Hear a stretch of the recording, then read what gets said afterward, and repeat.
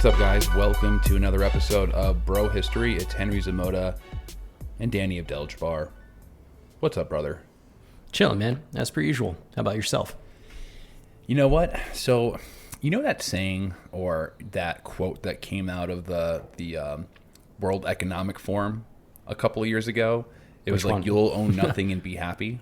Oh, yeah, totally. Mm-hmm. That all these kind of nuts online were freaking out about. Like, they're going to make us eat bugs. Well, it's like New World talking Order. about the renting situation. Like everyone's renting everything. You'll own nothing and be happy. I kind of agree with it. Really? I've turned a corner.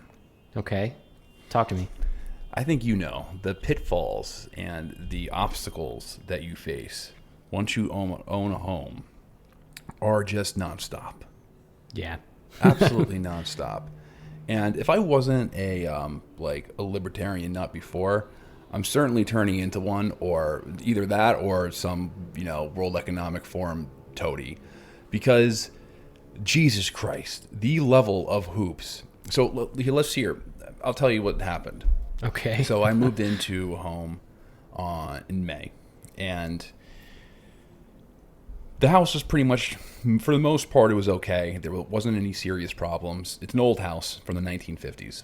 Yeah. Didn't you have to change the windows, though? The one big project we had to do was, or is still, because it hasn't been done yet, is our windows. Our windows were shot when we moved in, and we have to replace all of them.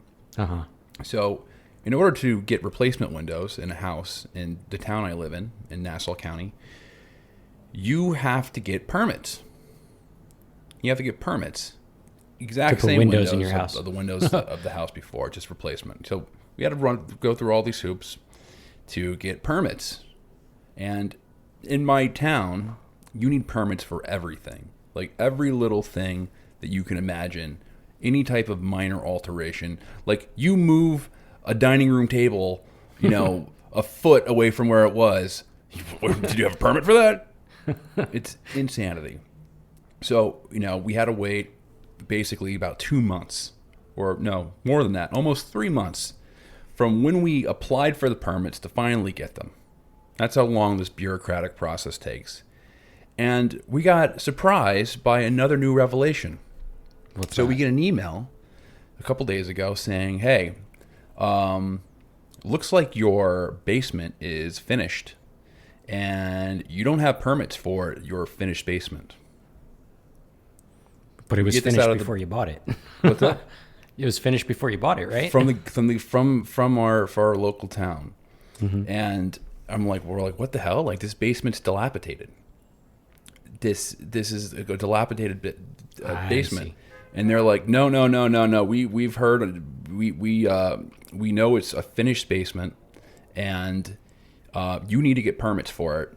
And now the town is trying to make us get about $10,000 worth of permits and ecological surveys and stuff like that for this basement that's not furnished. Because where I live, there's these different degrees of what is considered a furnished basement. There's like a storage, then there is a storage with there is rec room, and then there's a bedroom. Mm-hmm. And they're saying out of nowhere, in this house, if you go down into my basement, the insulation is from the 1950s. The insulation is so old. It is from over 60, 70 years ago. We have asbestos tiles down there. That's not good. There hasn't been asbestos tiles put in houses or any type of construction job since the early 80s, for a very long time. And they're trying to say that the basement is finished and you need to thus get permits and install egress windows, and it is just insanity. So I agree with you'll own nothing and be happy, because I will just live in a pod, a 500-foot square pod, if it means that you don't have to get deal permits for with this crazy bullshit. Hey man, at least you don't have an HOA. Yeah, it's crazy, man. Yeah, man, government. Yeah, man. Like, I want to live. I wish I lived in a place where you're just like, hey, I want to put a helicopter pad in the back of my house. Can I do that? Oh yeah, sure. I think that place is called Texas. Yeah. They do have this place called Texas where I hear you're allowed to do stuff, but that's it, man. I live in Long Island. It's the way of the world here. So yeah, navigating the new challenges of home ownership. But I digress. Today's episode is going to be. I sympathize with you, and I don't know what to tell you. Suck it up. I needed a place to vent about this. Yeah, totally. And what other place to vent than a podcast that's going to be primarily about Wall Street? Yeah, right. But I guess this is kind of unrelated. This is more government, and now we're talking about banking and stuff. Well, they're kind of in bed with one another, so same shit. They're basically, have been colluding with each other for human history. So, I guess, today's episode is going to primarily be about really just the relationship between banks and the government leading up to really prison and essentially kind of like banking influence in both world wars. Why don't you kick this off? Sure. So obviously we've been spending a lot of time talking about the different factors involved in the origins of World War II for a couple weeks now. And pretty much every time I go and start doing some research and start looking for a different angle, I keep coming across literally the same angle. And it's the banks. It's like literally always the banks. The banks always have something to do with pretty much everything I'm looking into. And I don't know if that's just like a selection bias or something like that, but I literally keep stumbling across something that's related to a bank in one way or another. And, international banking and by extension, big business has played a significant role. And it's often overlooked in the outbreak and the progression of World War I. And that influence, I think, shaped the political decisions, political opinion, and even the global events during this era. And that influence just carries over through the interwar period and also plays a significant role in the outbreak and progression of World War II. So at least that's what I've been learning. So today I just wanted to jump around a little bit, maybe rehash some of the stuff we talked about on our episode for JP Morgan, some stuff maybe that we probably already talked about in our series on World War I, and definitely a lot of new and interesting material that I just had a chance to look through to kind of give you an overview on how I think banks got us into both world wars. All right. Well, let's get into it. Cool.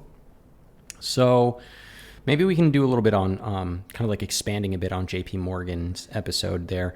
On our episode there, we went over in detail how they became like this big, massive economic force that they are today. And importantly, how they and other major banks of the day developed this kind of bloodlust for foreign intervention. And if you want the specific details, I would definitely encourage you to go listen to that episode. But what you need to know for today was that until the late 1890s, the U.S. is primarily isolationist, and they stayed out of other countries' business mostly. There's some exceptions to that, of course, but for the most part, when you say isolationist, I think the clear distinction is that they stayed out of the business of Europe for the most part, or continental Europe. Right, that's correct. They were still engaged. I mean, the U.S. had obviously been engaged with kind of its expansionist mission to the West when it wasn't America or the United States yet, and obviously conflicts with Mexico and foreign policy ambitions in Latin South America. And of course, opening up, they had heavy interventionist policies in both Japan and China and Korea, for that matter. So, isolationist is kind of a term that I don't think is completely accurate to portray American policy.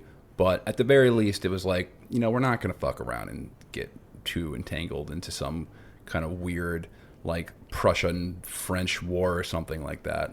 Right. Correct. That's a good distinction. Thank you for making that. But this didn't obviously stick around for very long after the late 1800s, and they started weaseling their way, these major banks and corporations into the cabinets and the advisory boards across the government because they correctly saw, whether for better or for worse, that foreign instability was a business opportunity for them. Basically, all of these banking people figured out a consistent way to influence U.S. foreign policy to change from this non-intervention in Europe idea to like a program of economic and political expansion abroad with some pretty deep consequences. I got a quote from Rothbard that I think sums this up pretty good. So the major focus of aggressive expansion in the 1890s was Latin America, and the principal enemy to be dislodged was Great Britain, which had dominated foreign investments in that vast region. In a notable series of articles in 1894, Bankers magazine set the agenda for the remainder of the decade. Its conclusion: if we wrest the South American markets from Germany and England and permanently hold them, this would indeed be a conquest worth perhaps a heavy sacrifice. Which is pretty sharp. I mean, in a nutshell, these guys were set on manipulating these foreign markets and, kind of the geopolitical situations of foreign entities and even whole countries as on the whole in the pursuit of more market share, basically. And by embedding themselves in the highest levels of government, they were able to make a big impact on putting these policies in place. Yeah, and I think it's like, the British situation with the British Empire, it's basically in its decline at this point in terms of just like it's like really global power where it's to the point where they have to start looking for new friends and the two big friends that they they had a rivalry with both France and Russia, and the two friends that they found at the time was the Japanese in the East, and that was a great gamble for them in terms of working with the Japanese, and obviously the Japanese beat the Russians in the Russo-Japanese War. But then in America, they had to placate a lot of American demands, and basically the U.S. kicked them out of the Western Hemisphere. Normally, if it had been 50 years prior to when the U.S. did, they wouldn't have listened. But at that point, they're like, all right, well, it's not the same. We're not the same power as we once were. We need to adjust our policy to kind of make these trans international allies, and why not work with the Americans? We speak the same language, right? Right, of course. And that's the exact instability that I think a lot of these industries, these banks and corporations were really like hungry for. They wanted places like Britain to be unstable so that they can capitalize on that instability. And Britain completely had overextended at this point. Yeah, I mean, they were in Central Asia. They were just like having nightmares about the Russians one day just marching over from I forget where exactly they had their army over there, but they could have just marched and basically taken India, and they were very concerned about that. And then they had a bunch of different clashes with the French in Africa. Never like really military clashes, but just like political collisions with them to the point where they were growing. They were completely overextended, and it's kind of like the beginning of the end for them in terms of their imperial, in terms of like them shifting, or from them being the world economic naval power to America becoming the world economic naval aerospace power. Right. But back to the banks in specific, like, so they're looking for these instabilities, right? And they're basically making these gambles around the world, to try and squeeze or edge out some additional market share in this area or the next. But not all of these like conquests that the banks wanted to do around the world, worked out so well. In fact, many of the failures of like American dollar diplomacy in various countries would ultimately serve as a precursor for the shift in U.S. financial dominance during World War One. As an example, by the onset of the war, Wall Street influencers, they looked at the war as an opportunity to reclaim a lot of the lost positions that they had from these failed conquests around the world. And at that time, the U.S. transitioned from being a borrowing nation to the primary creditor for Europe by 1915. And this shift was hugely important. Now, these banks, they basically could smell blood in the water, so to speak. And, they were going to do anything that they needed to milk it for all of its, all of it that it was worth. So Woodrow Wilson, he was president at the time. He was initially hesitant about getting involved with foreign wars during the Great War, but, because he was so closely aligned with the plans of his progressive backers, including the financial behemoths of Wall Street like J.P. Morgan, this policy would eventually change in 1917. Now, we're not going to talk about the sinking of the Lusitania. We have an episode that covers that already, and I know that this is kind of like the history textbook turning point for U.S. getting into the war, but what you have to understand is that the Lusitania sinking was basically a convenient excuse that put Wilson over. And I mean, conspiracy theories aside about it being a false flag and all that stuff. I'm just saying straight up, that was just like the straw that broke the camel's back, because Wilson was already being goaded on multiple fronts to get into the war. The bankers and the arms industries were among the loudest people whispering in his ear, simply because of the fact that they had multiple representatives all over the Wilson government. And it wasn't just some people lobbying for it. J.P. Morgan was straight up preparing for war before the Lusitania ever set sail. I'm going to draw a lot of quotes here in the next couple of parts from the book Merchants of Death, which is fantastic. It's really dense and really long, but it's also really fantastic. So I got this little bit here.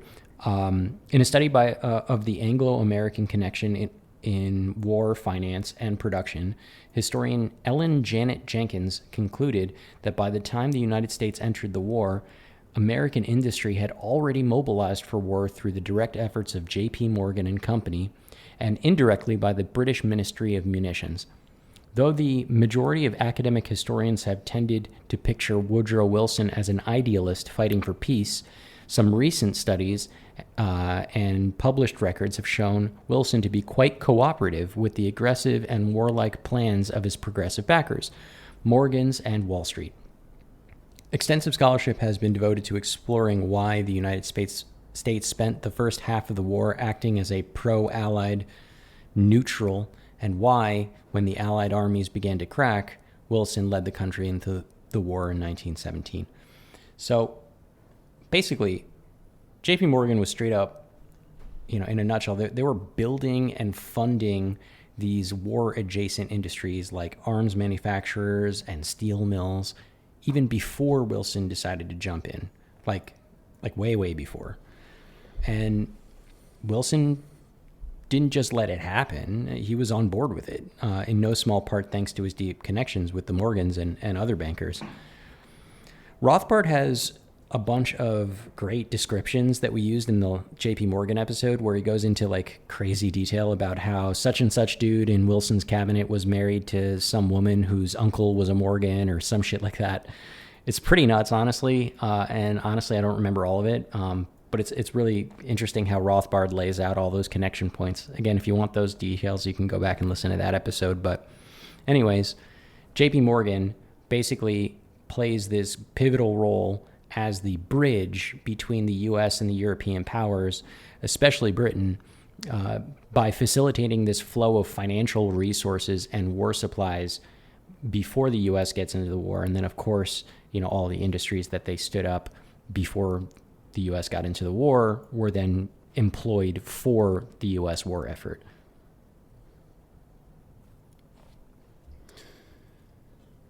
So American financiers and businesses were predominantly pro-British, but there was exceptions to that. I guess there's always a kind of exceptions and there's different interests, and then there's different factions that are probably more pro-German as well, because like the largest ethnic group at the time in America was German. Mm-hmm. Yep, definitely. And eventually President Wilson was willing to just like fully back Britain by, advancing trade and funds to Russia. And very quickly, the U.S., primarily through these banks, the Morgan banks, became like a dominant financial force in World War I. They backed a horse. They backed the British here, in no small part because of Morgan's efforts. And it wasn't always a walk in the park for J.P. Morgan. They got their fair share of like political opposition in the U.S., but with a lot of these strategic partnerships that they were able to form, they were able to, facilitate huge loans to Britain. And, Britain then becomes very dependent on J.P. Morgan's financial support. And then that started creating these tensions and power dynamics in the UK and between the UK and the US as well. Such to the point that once the US officially entered into the war, the Morgans played an interesting trap card and basically made it so that the debts that the Morgans had were transferred to the US government, essentially making the American public bear the brunt of these British debts, which is a fascinating play. They were like all reward, no risk for them, basically. That's some sweet deal. I guess Yeah. this is the beginning of the I guess the real creation of the special relationship. The special relationship, which is like, it's based off shared heritage and all that. Which No, it's honestly, based a off lot of it money. does have to do with it because we're both Anglican empires, right? Essentially, we're like the same government when you think about it. Like we're very much like the same country in a sense, the British and Americans. There's not that many cultural divides between Americans and British people. I think people think there's a lot more than they are. And definitely so in this time period too, I should say. But then, in leading up to this and, all this, and I'm sure we're going to get into this. So this very strange nexus is largely exposed after World War I. Yep. And there's this deep mistrust of the British from a lot of like American, I guess you can call them, members of like the old right, or a lot of people who tended to be anti-FDR in the future. Mm-hmm. Were extremely skeptical of the British and British influence on U.S. policy. Yeah, I mean, well, Senator Nye was one of those old right folks that basically led a huge investigation about it. But we'll talk about that for sure towards the end of the episode here. But I want to talk about other relationships because it wasn't just Britain. There's deep ties to France as well. In France, the Morgan banks played a huge role. J.P. Morgan offered significant loans to them in 1915, but they were mostly disappointed at France because France was super reluctant to move its gold reserves to the U.S. Like they wanted to keep it in France, and J.P. Morgan wasn't having that, and basically 3 key French finance officials were removed the next year in 1916, which ended up paving a way for them to close a deal. And I think that's abundantly crazy to think that you can accomplish that much with enough money. Like you can just straight up get rid of political opponents in a different country if you've got enough of it, which is nuts. Dude, we do that all the time. I know, but it's still just, it's crazy, right? When you think about that, like if the script was flipped, which in some cases I guess you can argue that it is with foreign lobbyists, but I just think that's nuts. It's nuts to me. I don't think that's normal. It shouldn't be normal. Well, it's like the what the hell is his name? The Pakistani president Imran Khan, who was removed from power in a coup, essentially. That's all. There's enough evidence is coming out to make it pretty indisputable that the United States organized it, or at least heavily influenced and encouraged this coup to happen in Pakistan. And Pakistan's a population of 300 million people. I know, it's like the same as the U.S. basically. It's crazy. It's a humongous country, and the U.S. has had a strong relationship with Pakistan for Yeah, many but even years. still, it shouldn't be strong enough to just straight up remove their leader. Like, talk about like an invasion of sovereignty, right? Yeah, it's I mean, I haven't really been following the Pakistan situation that closely. I've just been kind of reading the Intercept. Just put out an article about it, meaning that if the Intercept put it out, it means that it's kind of like it's already being widely spoken about and among Washington in any way. So why not let the cat out of the bag? It's Right. It's like no one's gonna care in the U.S. Like if you say to some normal random person, "Hey, can you believe what happened to Imran Khan?" They'll be like, Who? "Why?" They'll be like, "That's crazy." Yeah. You ever see that meme where it's like somebody's like explaining something like totally corrupt and crazy, and then the guy's just like on the grill and he's like, "That's crazy. You watching the game tonight?" Yeah. It's the that's the political compass memes where it's like the griller is like Yeah. the centrist that doesn't give a shit. All he cares about is like grilling meat and watching football or some shit. Yeah. Yeah. But I mean, I think those people tend to be a lot happier. Yeah, they do. They do. They're enlightened. Anyway, okay, so back to France. I'll wrap this one up real quick. So, despite all these like weird tensions between the Morgan banks in France, Morgan's won this battle and facilitated massive French purchases in America, which obviously garnered them a ton of commissions and cash in their pocket. And by the end of World War I, J.P. Morgan is now the leading banker to the French, just like they were to the British, which, you know, they made out like a bandit. So it's just like pure economic or banking interest just essentially overturned very key people in the French government in a finance. Like, you know, it'd be like if some government removed Jerome Powell Janet or Yellen. something, Yeah. or Janet Yellen and Jerome Powell, and you know, Yep. people who have like key positions in the Fed or you know, whatever. That's exactly what JP Morgan did. And it's one thing to say like a country did this, but this is like a private business. You know, like this is well, I think they're public, but still, you get the idea. This is a business, not like a sovereign nation. I mean, the way that JP Morgan kind of behaves and a lot of these like huge mega finance barons and even really these who's man, what major was it, Rockefeller, who bailed out the US government? They kind of act as their own sovereign nations. Or Well, I mean, their sovereign revenues entities. are certainly higher than most of the GDPs of countries all over the world. So, you know, there's also that. Anyway, I digress. So we've talked about Britain and France and like how the banks were kind of like egging them on and like providing more materials and loans and stuff like that to make sure that they are the winners.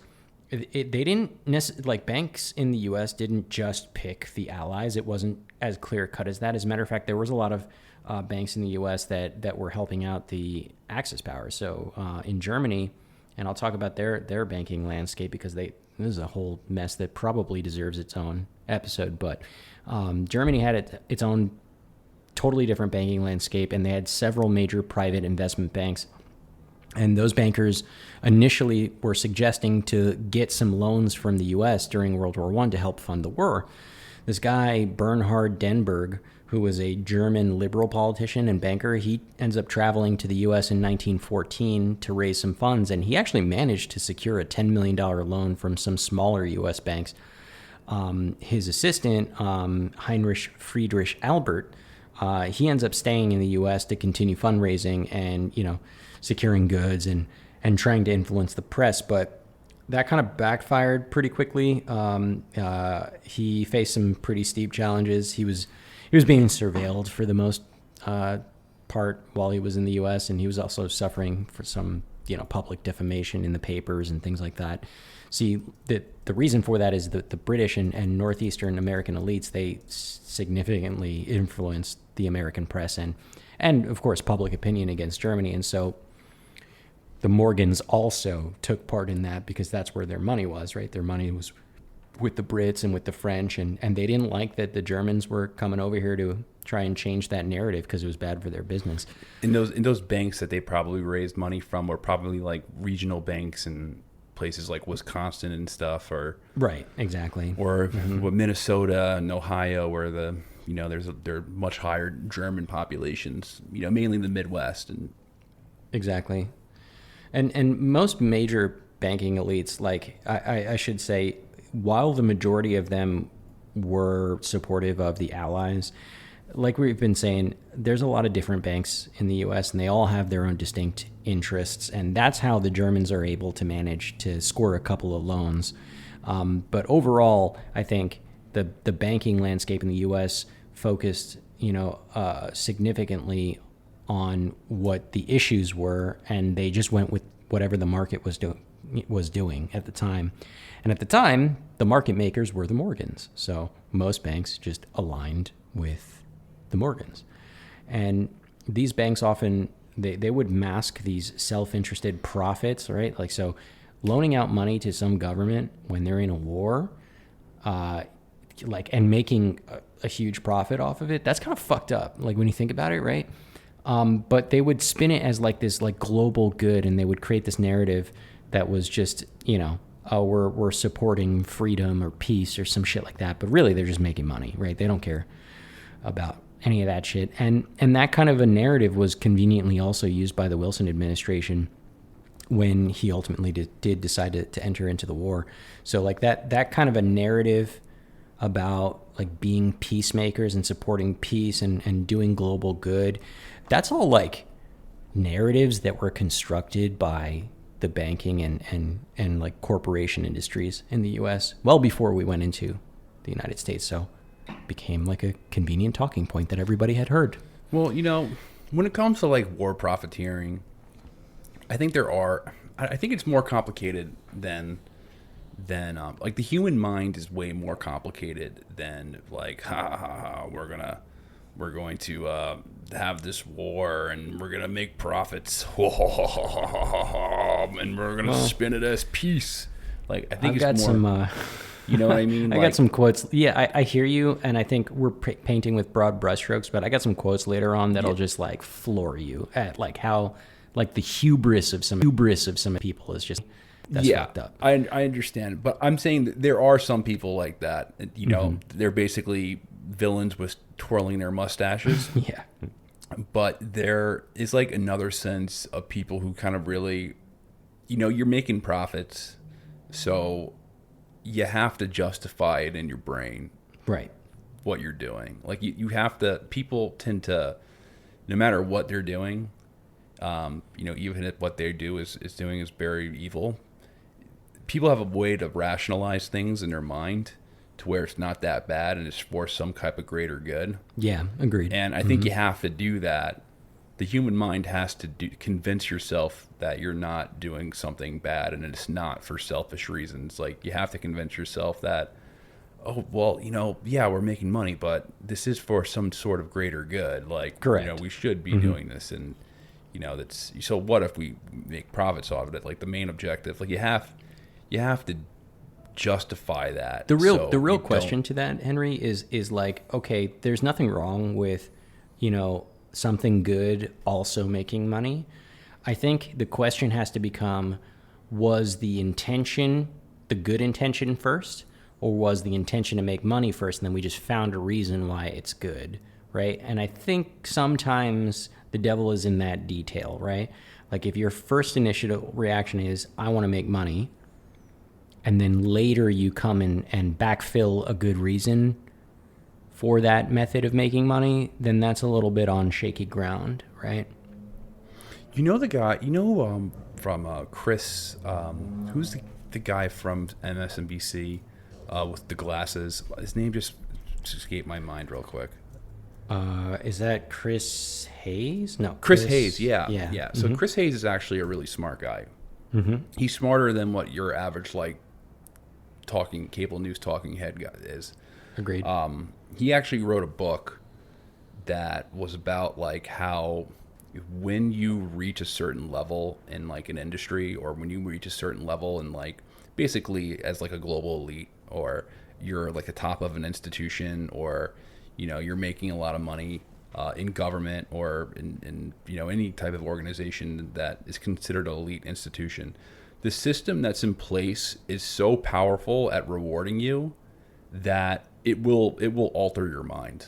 Like it will the system will alter your mind because the incentive structures within that system are so powerful that you could be some kind of really self-righteous type of person who is like, I would never profit off war.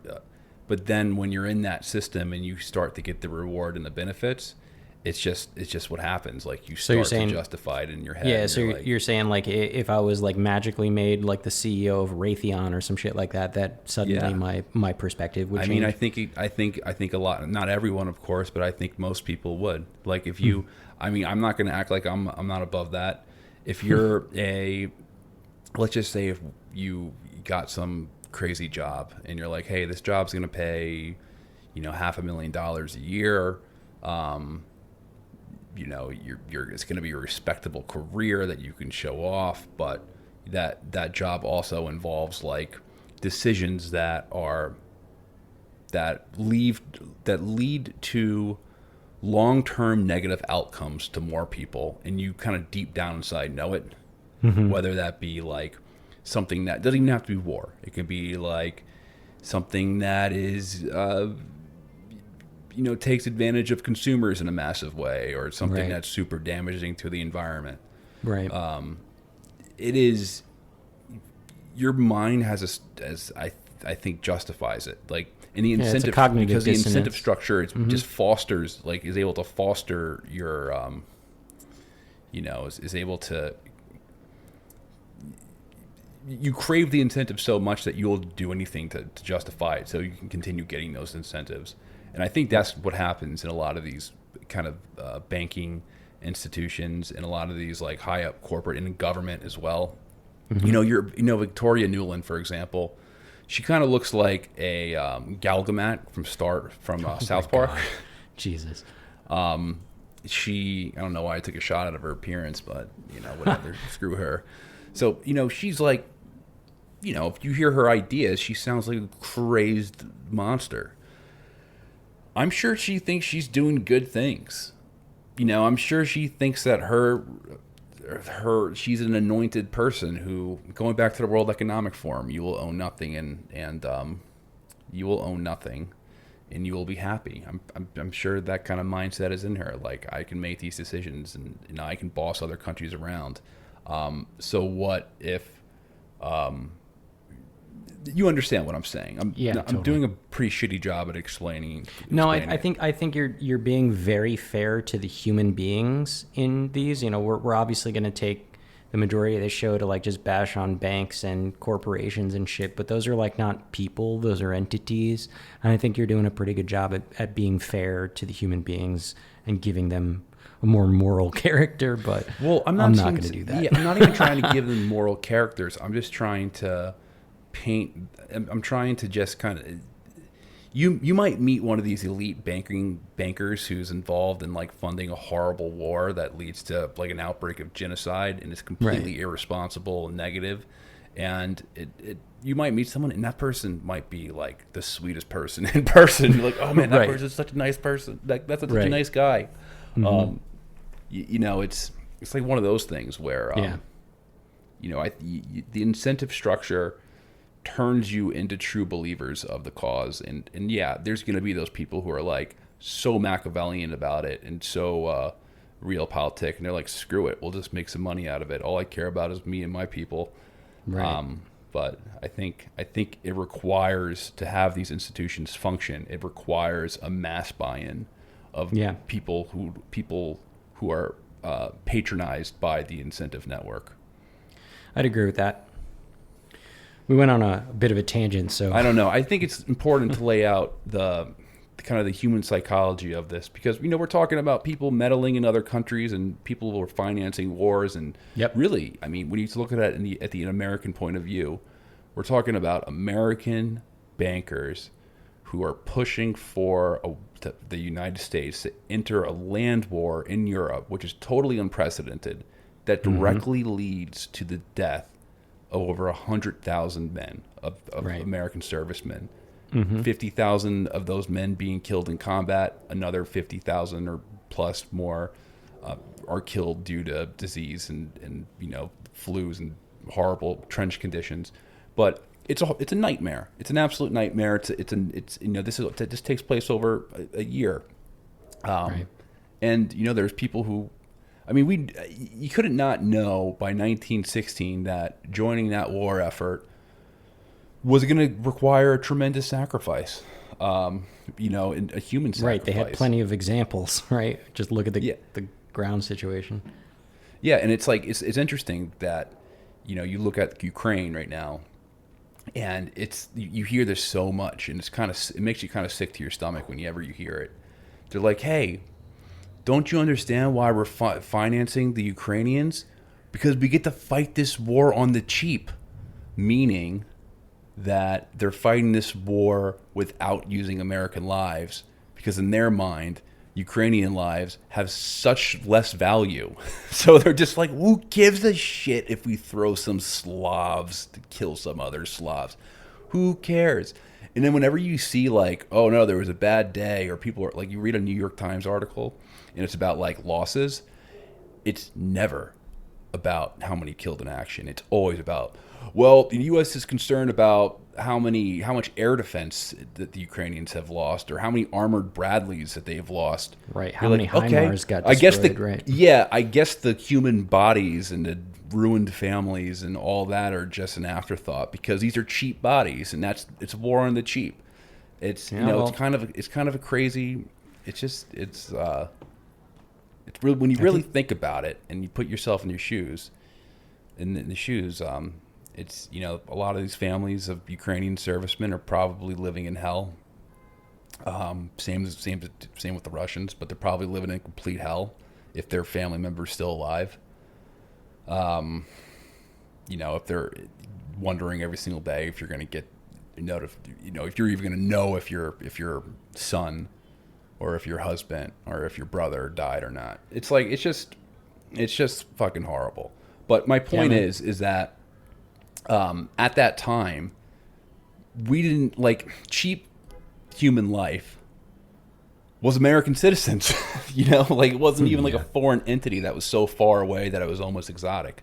It's our own American citizens for kind of cheap human squabble that you could sacrifice overseas for hegemony and banking interest. And it's at that time, just going from the early 20th century to the 1950s, if you were an American citizen, that's just what you did. You're like, all right, I'll go fight a war, and I'll go to fucking Korea and fight some Koreans for reasons. The mentality was so much different. Now you couldn't do that. We can't recruit people in the military in peacetime right now. How you would need a national crisis to rally people to some type of, you would basically need like a 9/11 type thing. I was just going to say. You need a 9/11 to mobilize mass recruitment, which is scary, because that's not out of the realm of possibility. There could be some type of tragic, horrible thing that happens in the U.S. that invokes kind of a need for military action, because, World War I and World War II, both of those wars, the American public was pretty solidly against it. Until they had a 9/11. Until they had, their Pearl Harbor. Until they had their Lusitania. Yep. Until there was those tipping points that kind of pushed the American public over. Most Americans weren't thinking about fighting in the Middle East before 9/11. I don't know what the culture was like in Vietnam and what was a tipping point there, but I guess a lot of those guys, actually, if you look at the Vietnam numbers and people who served, most of those people were volunteers. But it was I don't know, what was the tipping point there? Just rapid hatred for commies. But because I don't know, was the Gulf of Tonkin really that impactful? Were people talking about the Gulf of Tonkin? Yeah, I don't know. We have to do a series on that, I guess. Yeah, I'm not sure. We don't live in the era, but for some reason, I don't think the Gulf of Tonkin carried anywhere close to the amount of weight that, other huge kind of war rally cries caused, like, Lusitania and the fucking, man, my brain is like mush right now. Don't worry about it. I get you. I got your point. In Pearl Harbor, obviously, like, all right, most people are like, what happened in the Gulf of Tonkin? But you get my point. It's I've totally just like rambled so far from the point that I was trying to originally make about bankers. But why don't we just kind of move on? Because I don't think I'm ever going to get back there. Okay, back to the Germans. Got too many sparkling waters in me right now. Back to the Germans then. So we were talking about German banking landscape. Right. Okay. So the German elites, they did this interesting thing during the war where they were trying to destabilize Russia by supporting various revolutionary movements to force Russia into like a separate, negotiated settlement with, the Germans, which would be beneficial for Germany, but of course beneficial for the banks. The German Foreign Office had these notable documentations regarding their financial support through their newly created, quote, loan banks that they created on their own to basically the Bolsheviks in 1917. And spoiler alert, that actually worked out pretty well for the Germans. We're working on some Russian Revolution stuff too, so that kind of plays in really well there. Now, I know this tidbit isn't about like an American bank per se, but I think it still tracks with the overall theory that, quote, banks are responsible for the wars because they truly do play an outsized role in agitating the situations enough such that they happen. Here with the example of the German banks and the Bolsheviks, we have these German banks who make sure that the Bolshevik Revolution happens by giving them a ton of money. Later on, Soviet Union, blah, blah, blah, World War II, if you catch my drift. Yeah, right? and I think it's important to point that out. So we're going to do something on because, we're doing 20th century stuff. This is obviously going to be its own topic, the German backing of the Bolshevik Revolution, especially as we kind of tangle in Russian Revolution and World War II and World War I stuff. Initially, if you guys are listening first, we were starting a Russian Revolution series that somehow just turned into like a larger World War II, more holistic conversation, not in any type of chronological order. But going back, the Germans, when they started funding the Bolsheviks, they did fund the Bolsheviks.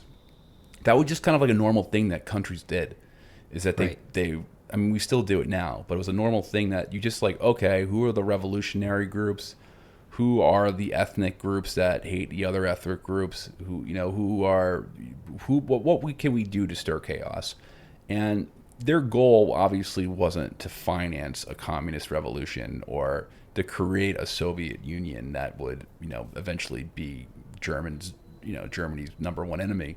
Their goal was really just to stir chaos. So I don't think they wanted. I mean, in the treaties that followed. Brest-Litovsk. That one, the Germans ended up getting a crazy amount. I mean, relative to the whole size of Russia, it wasn't a lot, but it was some of the most densely populated and industrialized areas. And, these banks now have unfettered access to these industries so they can make money. So it's a good investment from a banking perspective to invest in the Bolsheviks, because if that Russian Empire collapses and these new guys come on, they're going to owe us. Yeah, and I don't think that they were really thinking of them as like, they were just like, okay, who are the worst people that we can, like the people who are going to cause the most problems? And, the Bolshevik ilk were among the many groups that they were funding. It wasn't just the Bolsheviks. Right. There were other groups. But, hey, man, like, it's just it's like a normal thing that it countries do.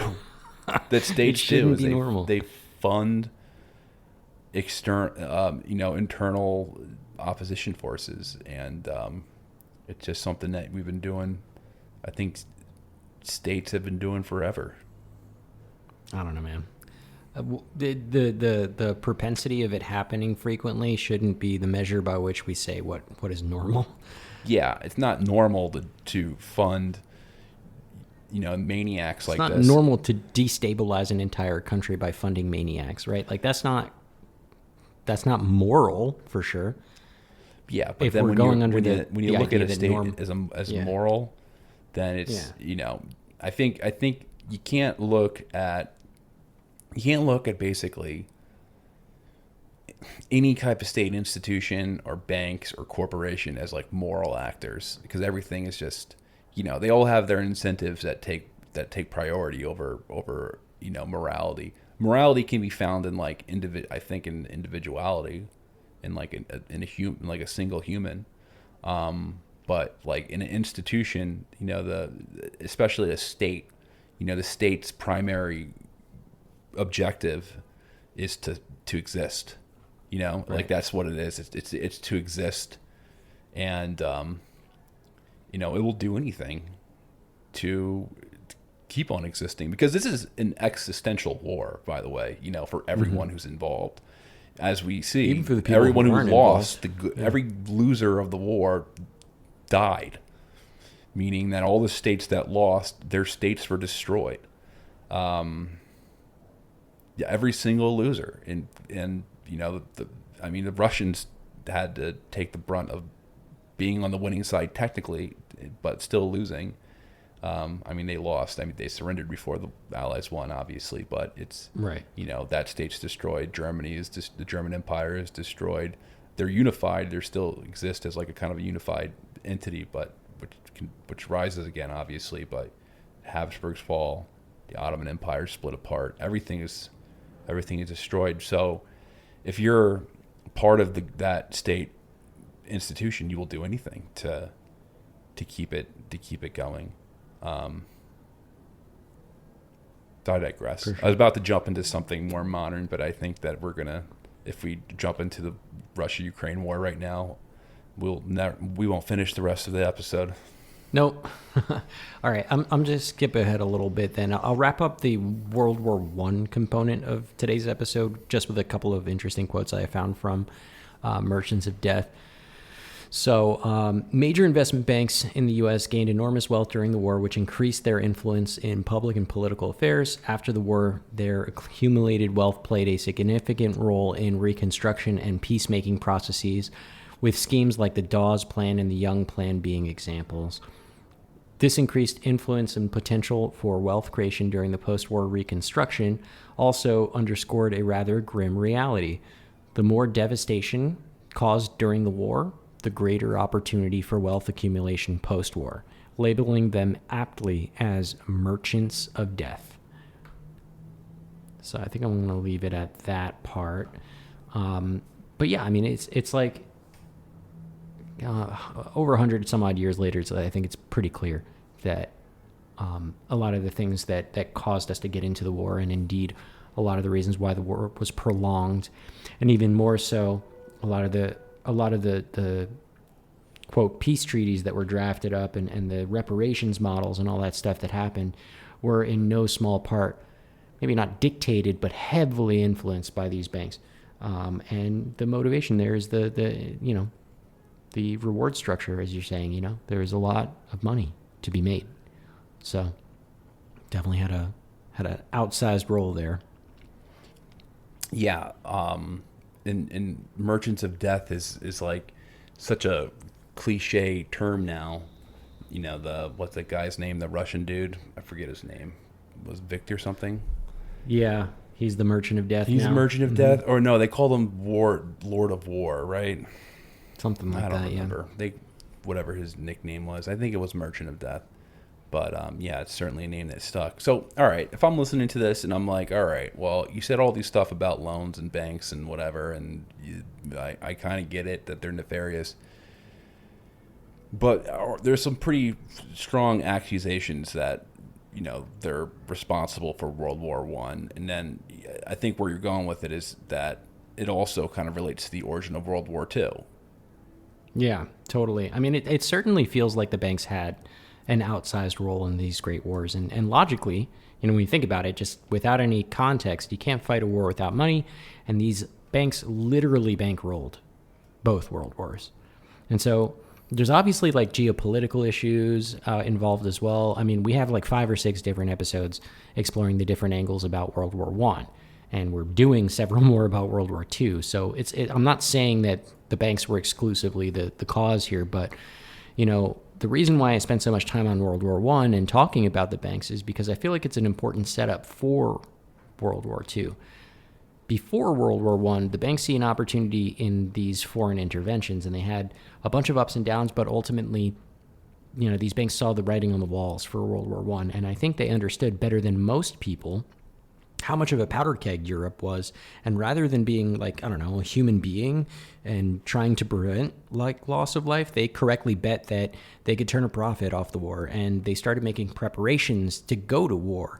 They stood up whole industries. They courted foreign governments, and generally they made money out of thin air, with the goal of making commissions on sales and loans. And they learned that prolonging the war meant making more money.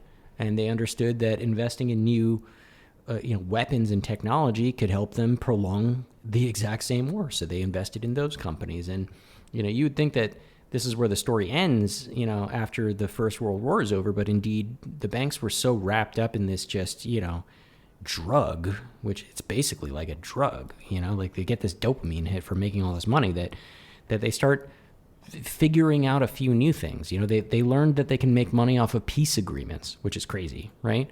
That they would help broker the deals and they would get a cut on top for administering them. And it didn't matter to them that, people like Germany were proclaimed the bad guy. In fact, this was a great opportunity for them. It meant that they could make more money by being the predatory investor to help with reconstruction.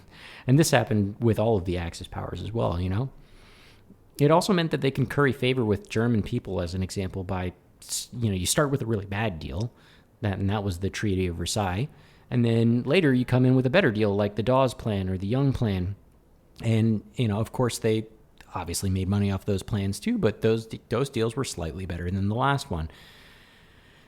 That was the point, right? All of this looks like so blatantly, obviously sinister, like in hindsight, when you look back on it, and it's hard to tell what people were thinking about back then.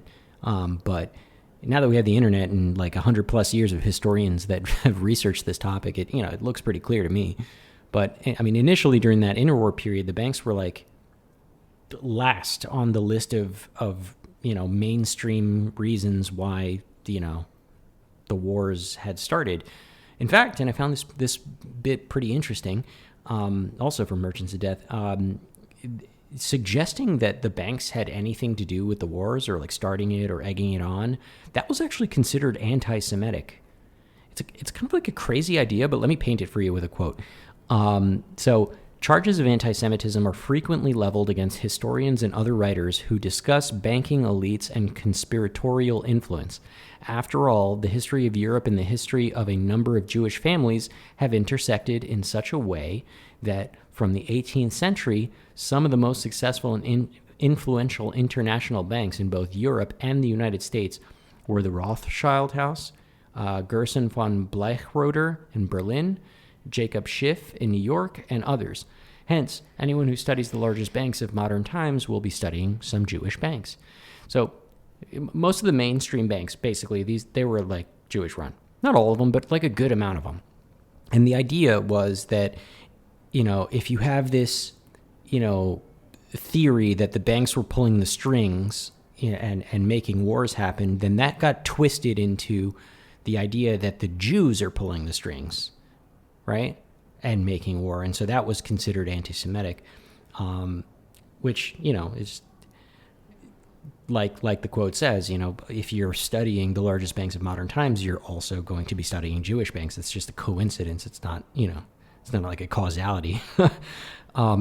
And for a time, honestly, this anti-Semitic idea, like the idea that you can't talk about the banks being involved in this, that's anti-Semitic. That seriously hampered academic study on the topic, initially, at least. It also didn't help in general that a lot of the academics that were studying the Great War were either on the payroll of some banks or had their education subsidized by them. So there's that. Yeah, I mean, collectively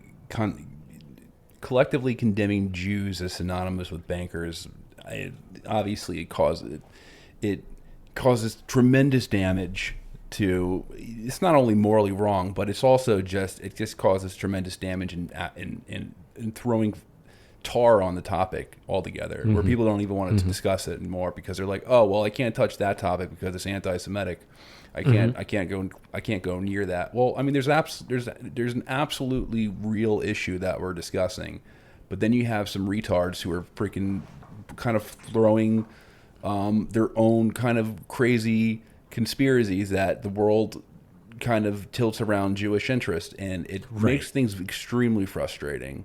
When you run into this, the same thing happens with with the communist revolution in Russia. You know, people will collectively condemn Jews of doing the Russian Revolution and stuff, but it's crazy because I mean, Lenin wasn't Jewish, Stalin wasn't Jewish. Lenin was actually, I think he was maybe a quarter Jewish. Quarter Jewish. I mean, that doesn't really matter. Right? That doesn't even matter because it's not like a Jewish ideology that started a war. Yeah, it wasn't like a Jewish ideology that started the Bolshevik Revolution. It just happened that some of them happen to be Jews. Like that's just a coincidence. There's a reason why things worked out like that, and that's an interesting topic in itself, where that should be discussed. Like why there were so many Jewish communists, and like the reason was because a lot of Jews had a shitty end of the stick in the Pale settlement in the Russian Empire, and a lot of them were upset with the government, so they jumped on board with the revolutionary movement. It's not that hard, but it was discuss. more about the movement and less about Judaism. And a lot of them were, horribly discriminated against. So a lot of Jews took revenge out by becoming secret, Soviet police. But like the same thing is like a lot of Jews were pushed out of other means. So a lot of them gathered in banking. It's not collectively condemning the industry as like completely Jewish run is just lazy thinking and dumb. Yeah, and totally. It's not even just morally wrong. Like a lot of the top bankers in the world now are not Jewish. If you go to any bank in the U.S., a lot of the people who work in banks now are Chinese, or they're Asian, and they're Asian. Oh, maybe in the next couple of years it'll be like xenophobic or some shit like that. I don't know. It wouldn't surprise me if things turn that way, but you never know. But I guess we're making the clear statement that we do not endorse collectively condemning Jews as synonymous with or bankers with a Jewish conspiracy, because I think that's not only is it wrong to collectively condemn ethnic groups and religious groups, but it's also lazy thinking. Right. And not only was it wrong, but I think importantly, especially for this discussion, is that it became such a third rail to even talk about the problem that nobody was seriously critiquing the banks and the corporations for a while, right? And that's that's like the bigger problem, right? The bigger problem was that, we're ignoring a seriously big issue because it's like a taboo topic, right? And what because happens some crazies are coming up with weird theories. What's really frustrating is, and then it'll be like, oh, well, I'm privy to some special knowledge because I noticed these. Like I'm talking about the anti-Semites. I'm privy to the special knowledge because I notice things and you don't know. You fail to notice. They always say the word notice, like we notice things, right? And like we notice patterns. You can't see patterns, can you? You're like, I'm just like, shut the fuck up. Shut the fuck up. You have to be anonymous online because you're most likely antisocial. And second, your views are so toxic that any normal person is going to reject them. So you have to be an anonymous person. It is extremely frustrating because these idiots make anyone who's discussing any other topic look like crazed bigots. And you're trying to like discuss something extremely real, like a real part of history, and these people throw tar on it. I cannot stand them. I can absolutely not stand them. And yeah, I mean, it's very much like how it was for the wars following 9/11. You know, it was crazy or conspiratorial, maybe not in an anti-Semitic way, but to think of the idea of, you know, the wars being bad, right? It was anti-patriotic, right? That the reasons why we went into, you know, Iraq, as an example, were like somehow unjustified. And for a minute, nobody can really talk about that. That wasn't something you can talk about because you were a crazy conspiracy theorist. Come to find out later that, well, we had no really good reason to be there. So yeah, it's I mean, when something so emotional like 9/11 happens, it's you really can't put those we were talking about that earlier. It's incredibly difficult to put that put those worms back in the can. Man, I'm for sure dumb as hell. What's closing that can? Shit. Putting Pandora back in the box. That's Let's go way with to say that it. one. Putting Pandora Okay. back in the box. I can't say like commonly used idioms right now. No sweat. But whatever, we know what you're saying. All right. I want to move on and talk about an interesting speech and short paper that's called "War is a Racket" by Smedley Darlington Butler, who's got a really interesting name. Smedley Butler, yeah. Mm-hmm. He's buried in Pennsylvania. There was like he's famous for the War is a Racket book. I went to a Tulsi Gabbard thing a couple of years ago, and a bunch of people brought their not a bunch of people, there was one person, so I'm exaggerating. Someone Criminal brought a copy exaggeration. of War is a Racket. One person brought a copy of Smedley Butler's War is a Racket, and he's like, Tulsi, can you sign this book for me? And Tulsi was like, Jesus. That's my favorite book. Don't know if she's ever read it. I kind of doubt that she did, but I don't actually think you need to read the book to kind of understand what is going on. you just need to know the title. Version, Tulsi Gabbard yeah. is not exactly the deepest of thinkers, but Yeah. you know that a lot of her main premises I do believe I do agree with, but the yeah, I mean, you don't really need to read the book. Honestly, a lot of it, I read War is a Racket, and it's like kind of outdated, to be completely honest, in the modern context. Because he's writing about like the button manufacturers, like the button, like talking about like garment manufacturers and stuff. Yeah, totally. And you're like, what? Because we're so removed from that. We think of like arms manufacturers and stuff, and people making money from war are the.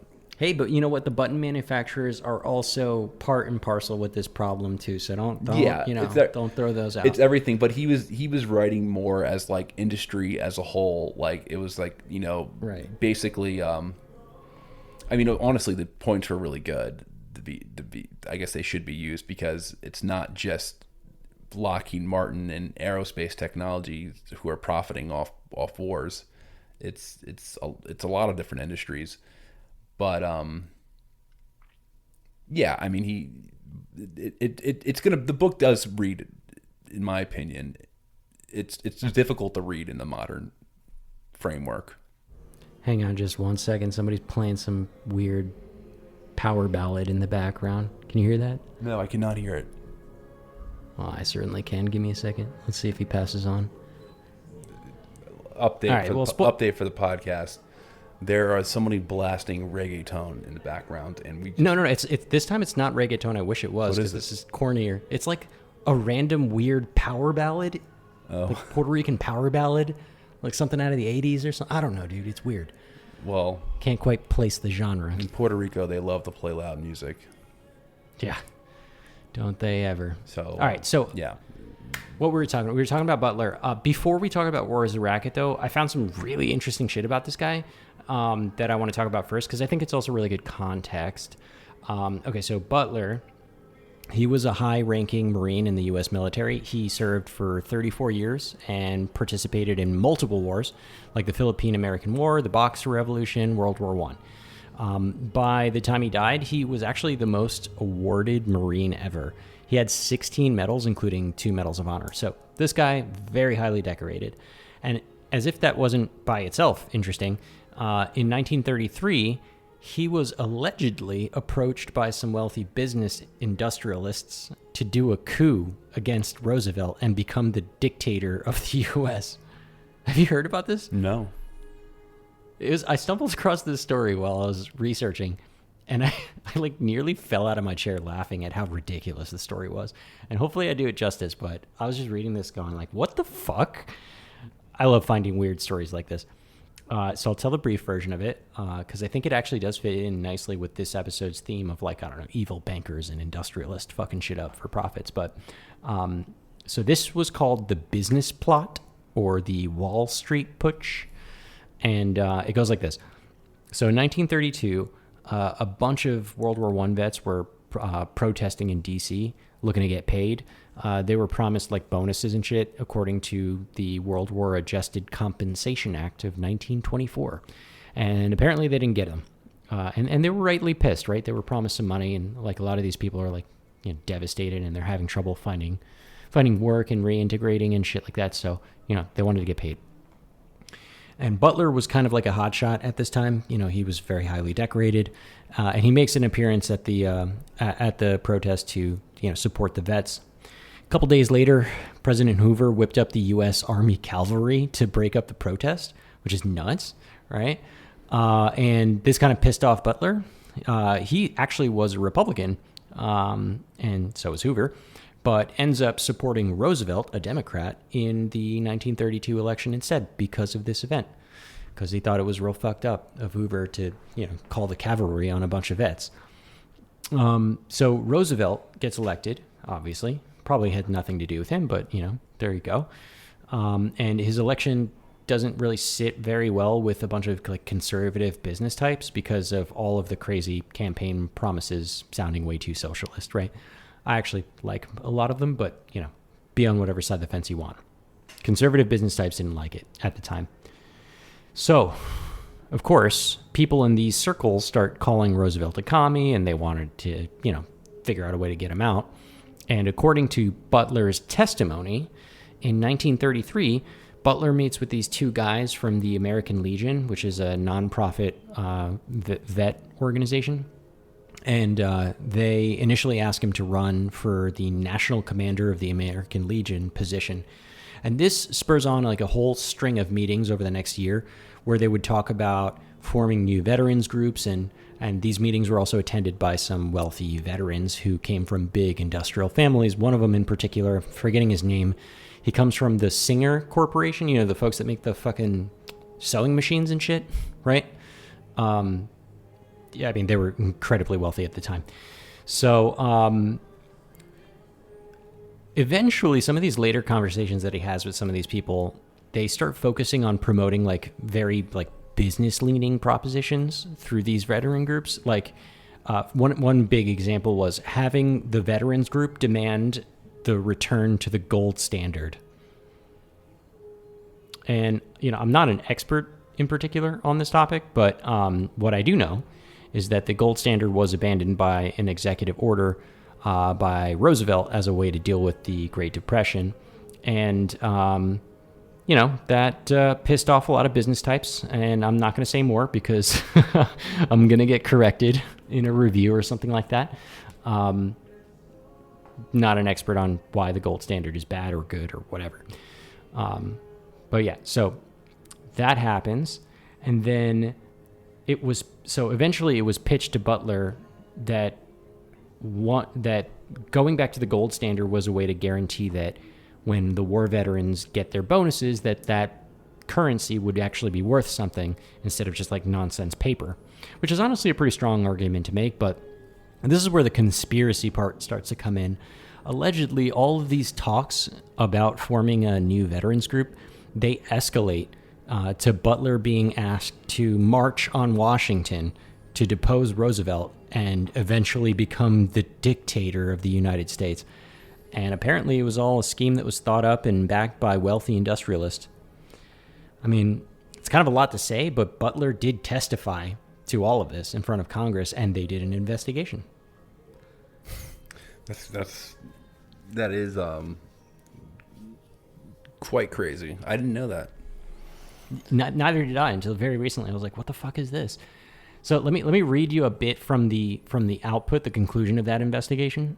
So it says, in the last few weeks of the committee's official life, it received evidence showing that certain persons had made an attempt to establish a fascist organization in this country.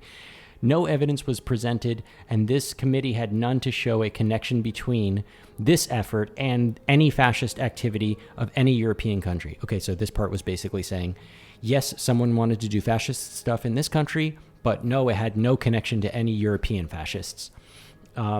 There is no question that these attempts were discussed, were planned, and might have been placed in execution when and if the financial backers deemed it expedient. So they were basically saying, this shit is real. They definitely planned it. They definitely talked about it, and they probably were going to do it if it made sense, you know?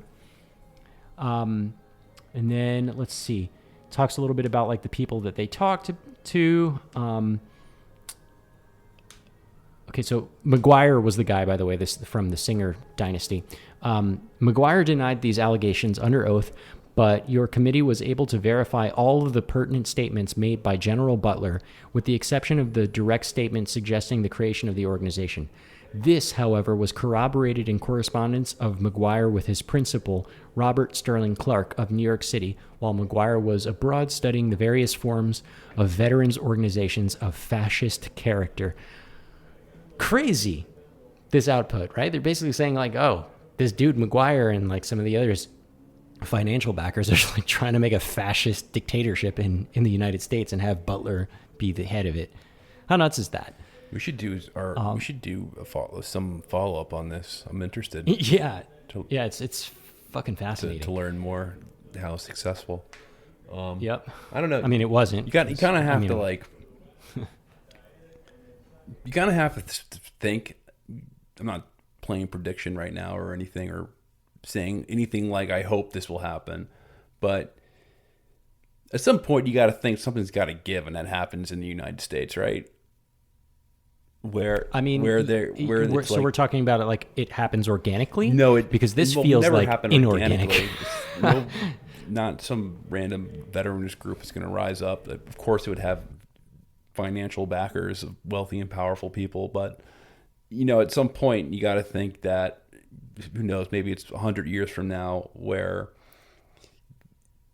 there's such gridlock, or there's absolutely no path to changing anything through political means, and there's a wealthy group of let's just say like an Elon Musk type, and maybe Elon Musk will do it, says, all right, let's conspire and do some secret meeting, and let's just fund somebody to sack the United States government and implement something. And we'll rename the government as X.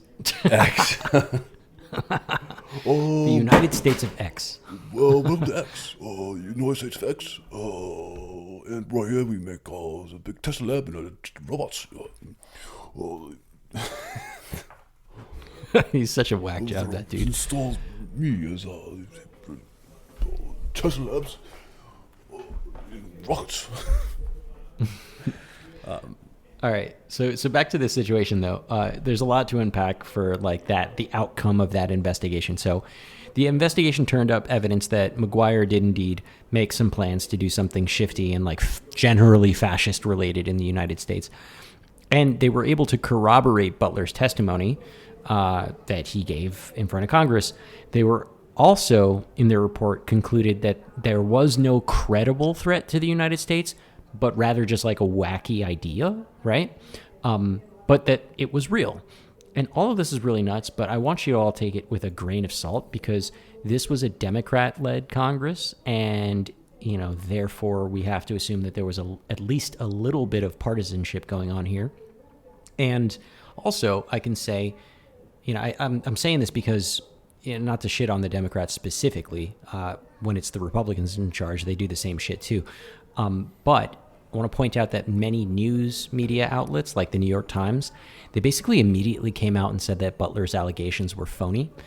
But those articles were released before the investigation, which kind of makes me feel like they were paid off to say that, which is pretty nuts. Anyway, I don't know what to believe about this story, but it's fucking crazy.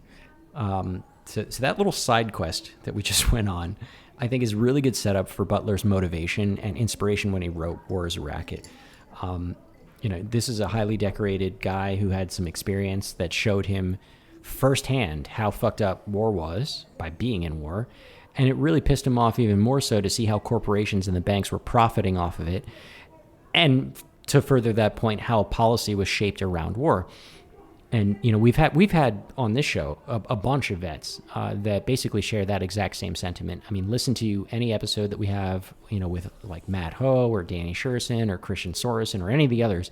They're all fantastic guests, but they're basically going to tell you the same thing.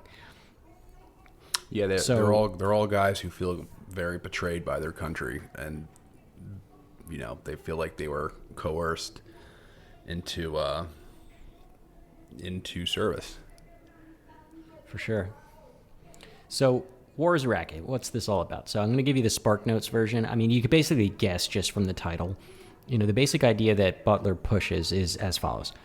So he compares the war to a racket, obviously, benefiting basically a select few at the expense of many. Once again, this is not like an alien concept to us today, but like back in the 30s, this was some bold shit to say. He explains that the profits from war are calculated in dollars, but the costs are measured in human lives, economic instability, mental trauma, and long-term financial burdens. So during World War I, he says a small fraction of bankers and business people became exceedingly wealthy in the United States while many others suffered. Particularly in Europe, internal tensions created this perpetual threat of wars, which Butler argues the U.S. involvement in these types of global affairs led to increased financial burdens, all while the national debt was skyrocketing post the wars. And he concludes that the majority of people in the United States suffer all of the consequences of the war, while just this small majority, such as the munitions makers and the bankers and the button makers, these guys are reaping huge benefits, and says that this outcome is basically fucked up. It's pretty easy to follow, right? It's a simple idea. But Butler also comes with receipts to back up these claims. He's not just talking out of his ass. He highlights that the U.S. spent $52 billion on World War I, which that was then money, and it equated to $4,000 dollars for every American.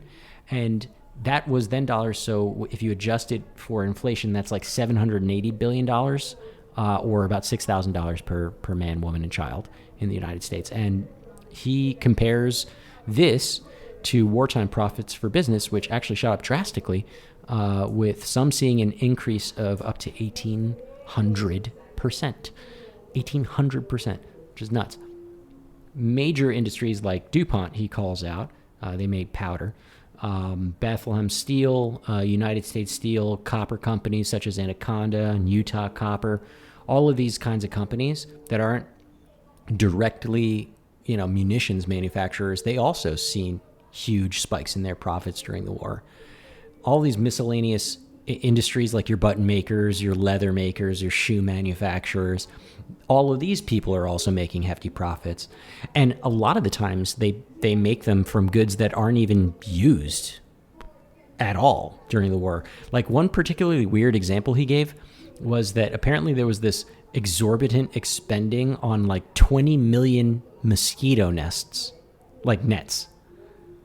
Like a mosquito net, they made 20 million of them, and apparently none of them went to France.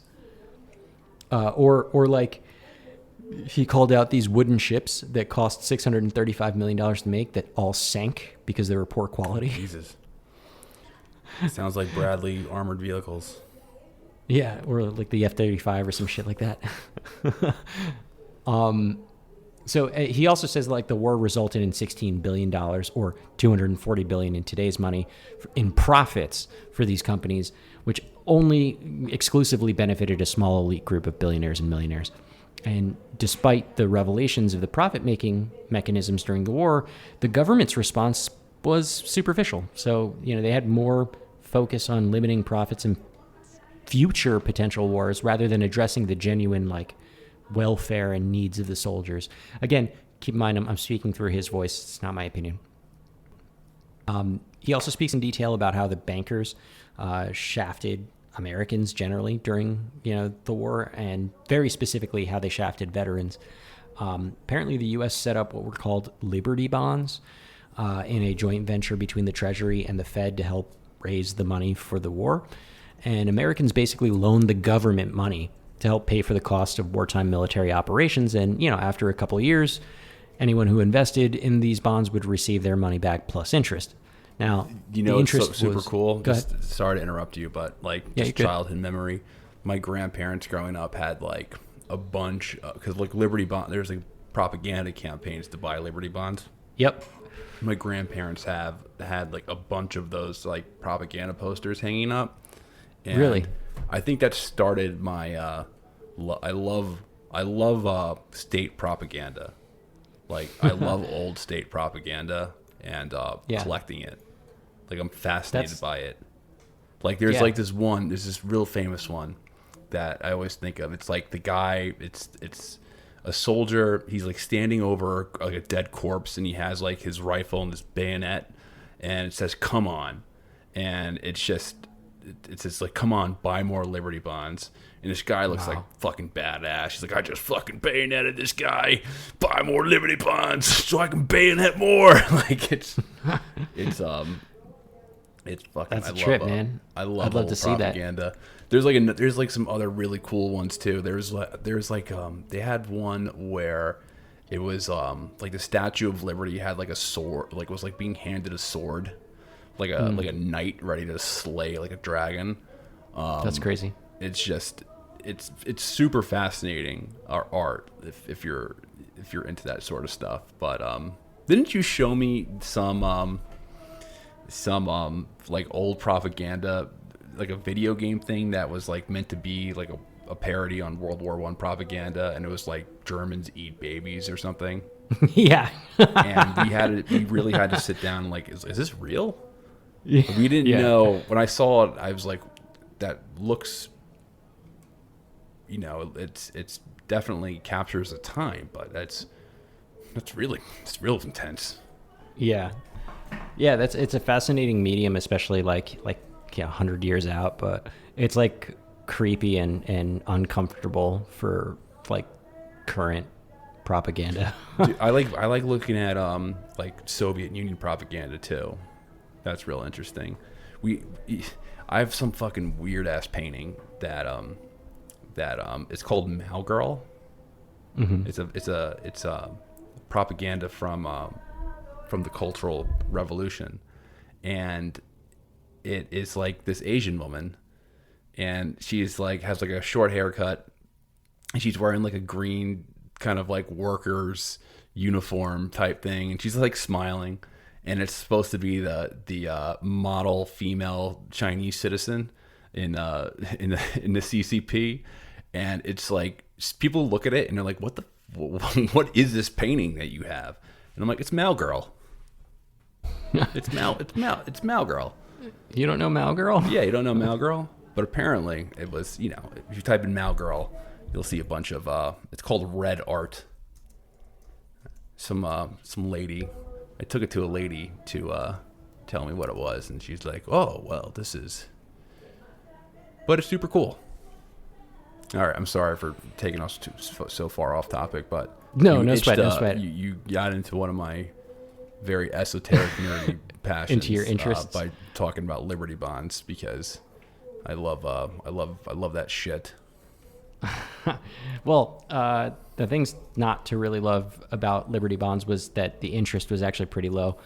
It was 3.5% to start, and I think it got as high as 4.25% over the couple of years. But it made, because it was such a low yield, it made it kind of difficult to sell those securities. So Instead, they go on this guilt trip route, marketing them as like, quote, patriotic, right? And that's where you get a lot of those propaganda posters and stuff. Certain institutions straight up shamed brokerage firms who weren't selling enough Liberty bonds. And in particular, the Board of Governors of the New York Stock Exchange conducted an investigation of brokerage firms who sold below par, to determine if maybe pro-German influences were at work. So they were like saying, if you're not selling this, not only you're not patriotic, but you might straight up be a spy for the Germans, which is pretty nuts.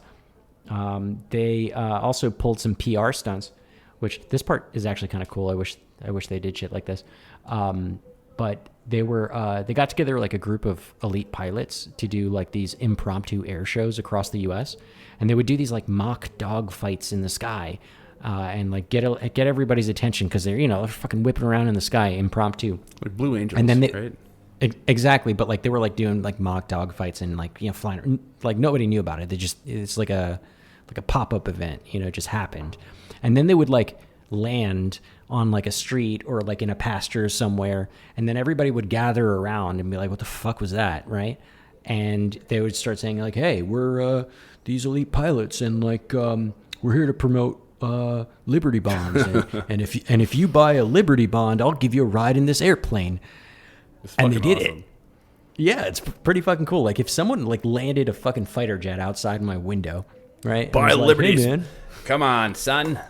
Buy a Liberty bond, and I'll give you a ride in this fucking F-22. I'll be like, hell yeah! How much do they cost? I'd be all over that shit. That would work on me. Yeah.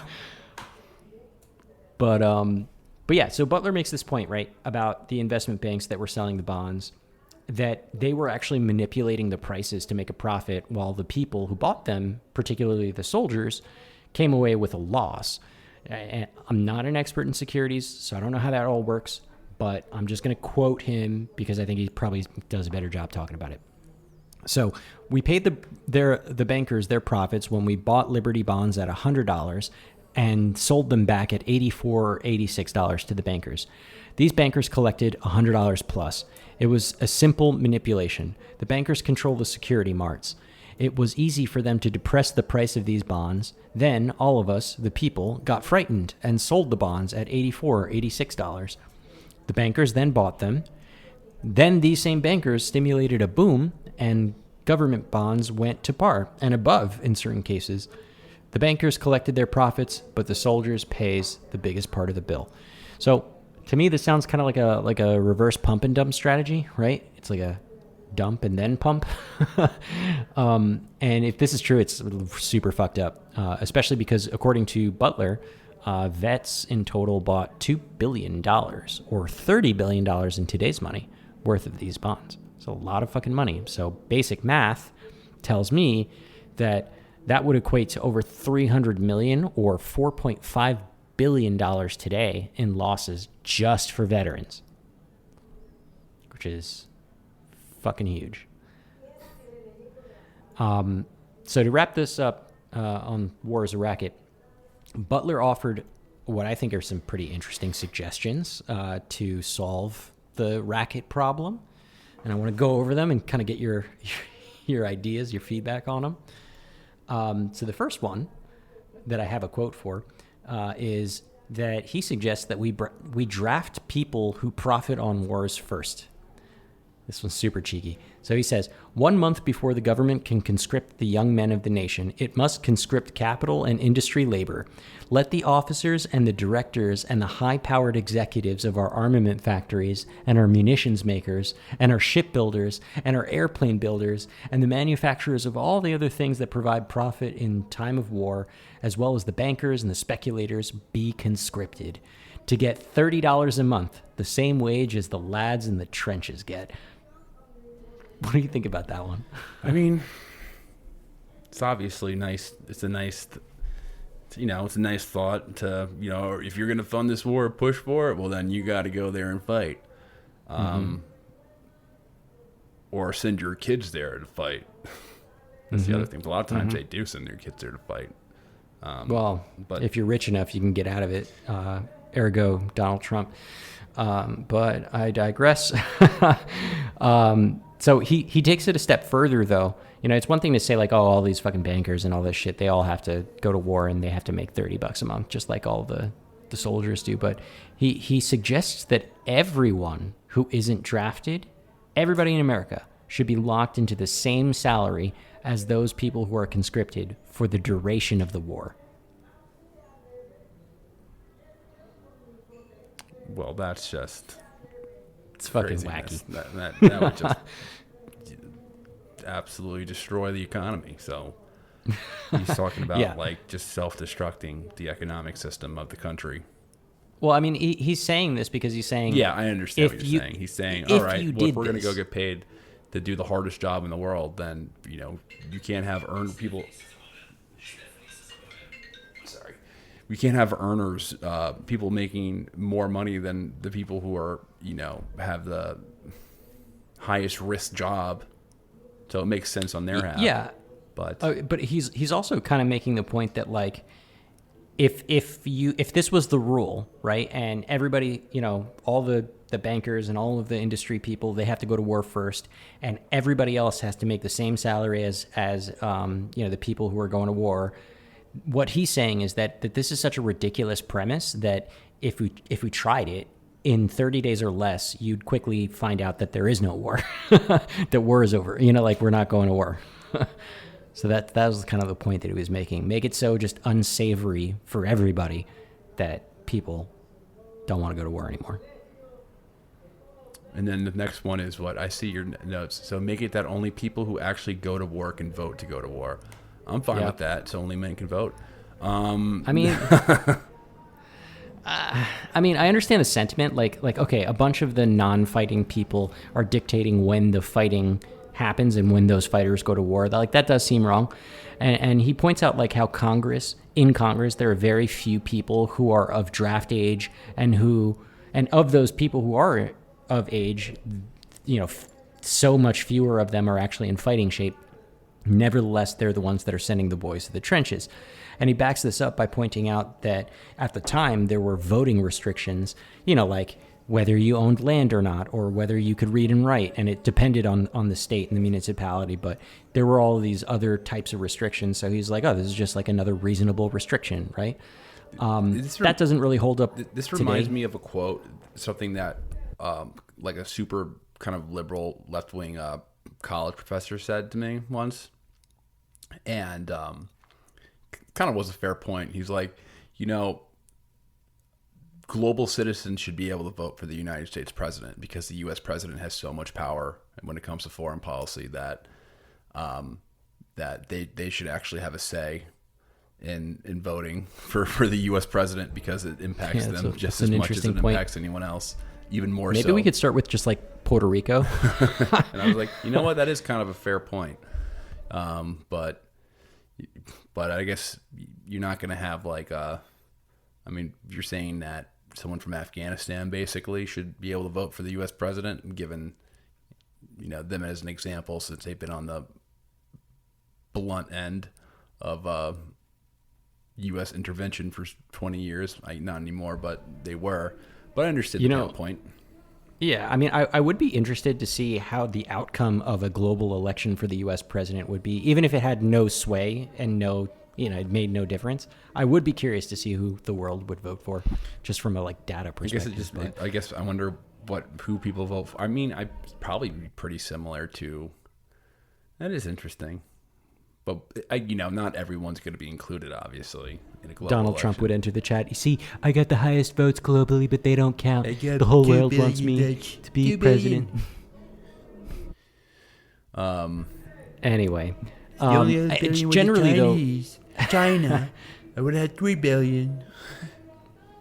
So generally, though, I will say I kind of disagree with this idea to restrict the voting to only the people who go to war. Yeah, we obviously I think don't believe these are kind of like pie in the sky, meant to prove a point type things. I Like, think it's all right, if you had stakes and skin in the game, you wouldn't be voting for this. Like you wouldn't be if you had real skin in the game. If it was life and death for you, this isn't a priority. This is not right. Obviously existential, where you're some fucking peasant from Essex and the Vikings are coming in to invade Essex, and you have no choice but to fight or be pillaged. You know what I mean? Like, it's these are the point he's trying to make is these are obviously wars of choice, and they're unnecessary. And if you had to sacrifice, you wouldn't be part of it.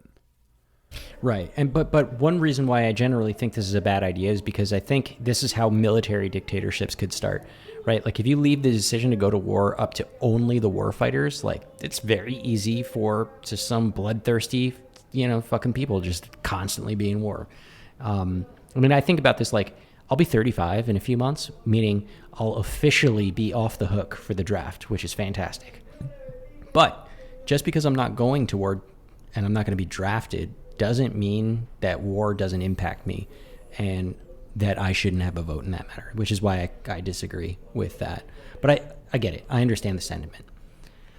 So the third option, and this is the one that I think I kind of agree with, make sure our armed forces are truly defense-only forces. And this one totally resonates. I think it not only holds up in the 30s, but it also is especially true today. And he uses the annual naval appropriations process in Congress as an example here. And he shows that every year, like, you're going to see some admiral saying that the enemy is going to annihilate us and we need more ships. And not only do we need more ships, but we also need to operate those not just on our shores, but thousands of miles away, basically in our enemies' backyards. And, I think Butler would be rolling in his grave today, given how vastly spread out our military is around the world. But I mean, I feel like if you resurrected him, he would like straight up die of a heart attack if you told him this year's annual budget for the military. So, yeah.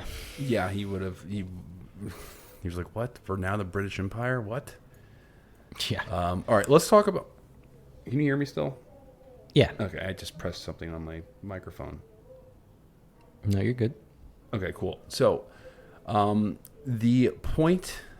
We're getting on almost 2 hours, so let's jump over to the Nye Commission. Okay. Or is the Nye Commission something that we save for another day, because it is kind of an expansive topic? Because I want to go through it. Why don't we summarize the Nye Commission and then? No, I kind of want to go through it. It's not going to take that long, and if there's like certain things about it that we want to expand further, then we can. Okay. I don't think this part. Well, let me just lead off with saying this. So, like, people argue about how in the 1930s, what was a true American public opinion about going to war? It was overwhelmingly against getting into any type of large conflict, and it even went to the extent that there was an actual commission that was. I guess the point I'm trying to make is that we're not like kind of cherry picking a couple of writers who were disgruntled. This was very much part of the national zeitgeist, the national consciousness that, holy shit, like, what did we get into World War I for? That was pointless. That was really dumb. We shouldn't, all this loss of life, we shouldn't be doing that again. To the point where there was an actual investigation, congressional or a special committee investigation where it was called the Nye Commission, where there was investigations into the munitions industry, and it was chaired by Gerald Nye, who was a Republican senator and a kind of bitter enemy of FDR. And we'll talk more about Gerald Nye probably in other episodes, but Gerald Nye is an interesting guy because he's actually somebody who's speaking against going into World War II or getting into the war for making public speeches. And he's making a public speech as Pearl Harbor happened. And when people say, hey, like, what do you think about the Japanese attacking Pearl Harbor? And he's like, oh, that's propaganda. Like, that was his reaction. And then someone gives him the newspaper finally, and it's like, whoa. But shit, he was a very big enemy of FDR. But he leads a commission from 1934 to 1936, and basically it's an investigation about financial and banking interests behind U.S. involvement in World War I. And what's of particular interest was the operations and profits of the industrial and commercial companies, essentially supplying munitions to the Allies and to the U.S. Yep. I'm going to breeze through it, but the commission's final report had 7 sections, which I'll give you the short versions of. It starts off with just some basic setup on, how a lot of the top suppliers to the military, like, Westinghouse and General Electric, General Motors, like those companies mainly produced civilian goods. But on the other hand, we have a bunch of direct war companies like aviation companies and specifically they call out Colt's patent firearms that focus primarily on military supply, but that a lot of these agencies were representing multiple producers and brokers that specialized in a lot of different things. And in these wartime scenarios, a lot of the non-munitions businesses were also summoned to produce military supplies, right? So like a car company makes a tank, as an example. Section 2 is where it starts to get really juicy. I got a quick quote from that. The committee finds, under the head sales methods of the munition companies, that almost without exception, the American munitions companies investigated have at times resorted to such unusual approaches, questionable favors and commissions, and methods of doing the needful as to constitute, in effect, a form of bribery of foreign government officials or of their close friends in order to secure business. So basically, the American munition companies, they resort to these bribery tactics to get foreign business. I know, doesn't sound crazy today, but back then, that was a landmark, blowout. That was crazy news. In the words of Colt agent, that people have brought into play the most despicable side of human nature, lies, deceit, hypocrisy, greed, and graft occupying a most prominent part in the transactions. So basically, even the people at Colt are saying, yeah, the shit we were doing was fucked up. Bad. And these practices were influenced by competitive pressures. So other munitions companies from other countries were doing this in other foreign lands. So, if the United States and Britain are both trying to sell arms to, Guatemala or some shit like that, the British companies are, wining and dining the government officials there. And then when the U.S. companies show up, they're like, oh, this is just par for the course. This is what we have to do because the Brits are doing it also. So it was kind of like a playing off of each other. And a lot of these unethical sales practices were found to threaten straight up peace and stability that these nations had. In a nutshell, the arms sales are basically these vicious cycles of constant bribery, which promoted these arms races. For example, they give the scenario where an arms dealer sells weapons to one faction and then basically tells the enemy, hey, we sold some weapons to your enemy, and then it increases the sales of arms to the enemy, which is wild. They also talk about how arms companies consistently opposed any attempts to propose arm controls or disarmament. Basically, these companies didn't want any peace whatsoever because it was bad for their business. And they brought up an example, the Tacna Arica dispute between Peru and Chile, which was peacefully negotiated and settled. And they specifically pull up a quote from the head of the electric boat company who was supplying submarines to Peru. And he wrote to the head of Vickers Armstrong, who was supplying other war materials to Chile, right? So 2 companies supplying opposite sides of the war. And he wrote and he said, it's too bad that the pernicious activities of our State Department have put the brakes on armament orders from Peru by forcing resumption of formal diplomatic relations with Chile. These dudes are sick. I know we spent quite a bit of time psychologizing this and saying most people, they'll figure out a way to justify it positively or they'll have some kind of cognitive dissonance. But there's straight up some of the quotes from the Nye Commission that were just these guys are fucked up. They knew exactly what they were doing and they were salty about it when peace happened, which is crazy. The more politically correct way of the time would have been oh, this Peru and Chile conflict is not yet resolved, and we fear that a future war will be way worse and if this isn't resolved in the current state or something like that. Like that's that's how you justify it in your head. Like Right. we absolutely fear that this is a short peace, and that this is not a resolved conflict. Right.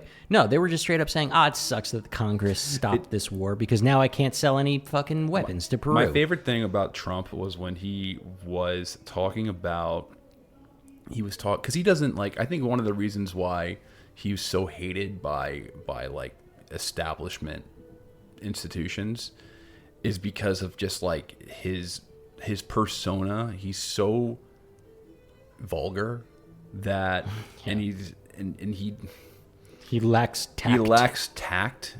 He doesn't have the same verbal IQ that many other people in Washington have. In Washington and like high up in the corporate PR, HR world, these people they choose their words really wisely. They're very, very high verbal IQ. They can explain anything to you in some type of corporate type kind of lingo. Trump doesn't have that because he's like an old school New York businessman where they all just talk like, they don't even finish their sentences when they're talking. They're just like, like they don't even speak in complete sentences. That's very much like a character of like that type of New York businessman that he represents. And he was talking about an arms deal with Saudi Arabia, the war in Yemen. And, the war in Yemen was obviously fucking horrible, and we've talked about it a lot on this show. He was talking about, well, we can't get a stop to this war in Yemen because, we have I'm paraphrasing what he said, but basically it's like, these two Muslim groups hate each other. Why wouldn't we be selling them arms? It's like, this is great that these two Muslims hate each other. It's it's a very good example. He's like surprised. He's like, can you believe that there's two groups of Muslims and they hate each other? Like, there's two types. Let's sell them guns. There's different types of Muslims and they hate each other. This is a great business opportunity. Yeah. And it just that's a great example, like contemporary example of what was going on. But it's just the like example is like sick. how he's talking about it, and like like we were very we understood what we were doing. Yeah. Anyway, another example that I think plays nicely with our episode that we had on the interwar period in Germany was how these German military gunpowder manufacturers were developed and exported by Nobel Co. Yeah, that's the the Nobel Prize guy's company. He made like dynamite and shit.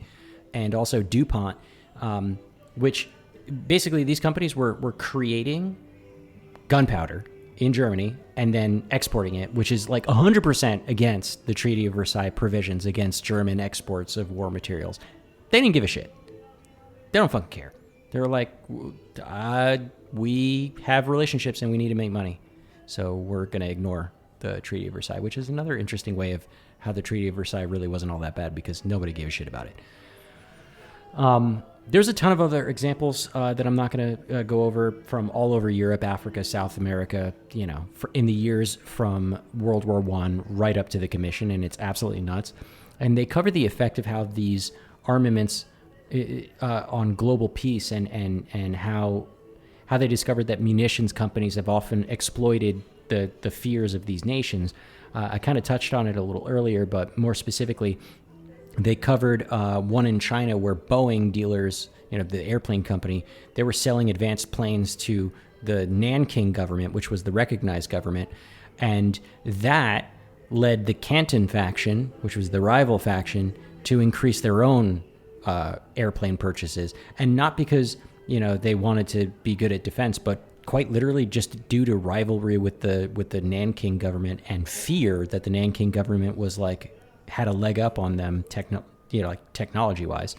So all you had to do is sell one guy some advanced weapon and then be like, hey, yo, your enemy has this weapon that I just sold them. Do you want to buy some? And that's how it worked. And Boeing was thrilled about this. And there's like quotes about like how they figured it out and how just the hubris around, like they were like, yeah, this is fucking great. All you got to do is like, pit these two Muslims together and then sell them some weapons and then you make a lot of money. It's just exactly like your example with Trump. All right, and lastly, a big portion of the report was centered around how these arms dealers were influencing the U.S. government. And it's one thing to fuck around abroad, but it appears that the commission was mostly pissed off about this part, right? Like how these entities, these banks, these organizations were influencing how policy was made. And they talk specifically about how like the Navy contractors and their affiliates were identified as like this powerful financial group that had been lobbying internally, and this was deemed inappropriate given, it's part of national defense. And they highlighted that these companies received support from several government departments, including Department of War, Navy, Commerce, and State, even when these munitions were produced abroad. So they were getting U.S. money to do stuff abroad. And these companies also pressured the War departments for exports of the like latest technologies, and often succeeded. And the War Department's rationale was that they wanted to keep these companies in business for potential future wars. Right? They're like, we can't let Boeing or Lockheed or Raytheon, they can't let them fall during the peacetime. Like, we need to make sure they're still making money, because if there's ever a war, we need to make sure they're in tip-top shape to make us war shit. That was the idea. And I had a quote for that, but I'm going to ignore it because it basically says the same thing. There were instances where the U.S. basically gave like U.S. military technology and U.S. advantages to other nations, not because it made sense for us, like from a geopolitical standpoint, but quite literally only because they wanted to support munitions companies. It'd be like, oh, let's sell North Korea some F-22 fighter jets because Lockheed hasn't made enough profits this year. That's how it worked. It